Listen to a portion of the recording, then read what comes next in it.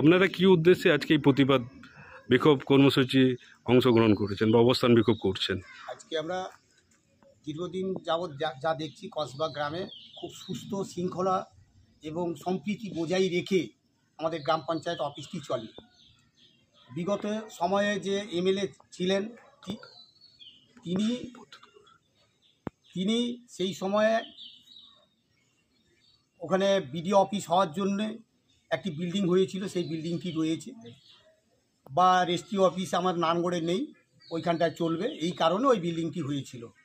বর্তমান দেখতেছি এই এমএলএ সাহেব অর্থাৎ সূর্যকান্ত অট্ট, মিহির চন্দ্র ও আরও দু একজন রয়েছেন যিনারা চাইছেন যে মুসলিম এলাকাতে কোনো অফিস রাখা যাবে না।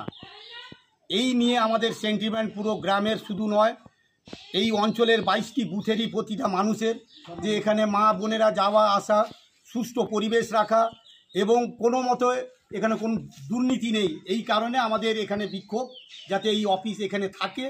এবং এদের যা উদ্দেশ্য সেটা হচ্ছে, আমরা মুসলিম লোক, খুব ঘৃণ লোক, এই চোখে আমরা ওরা দেখতে পাচ্ছে না যাতে এখানে অশান্তি সৃষ্টি হয়, সম্প্রীতি নষ্ট হয় এবং দাঙ্গা ফেসাদ হয়।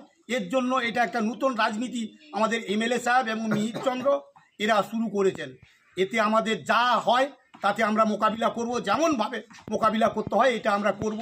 কারণ আমরা চাইছি সরকারি সম্পদ সরকারিভাবে সরকারি জায়গার উপরে আছে এবং যেন দীর্ঘদিন ধরে এটা সুস্থ মতো চলে।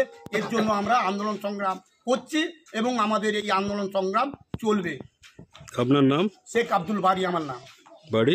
বাড়ি কসবাই।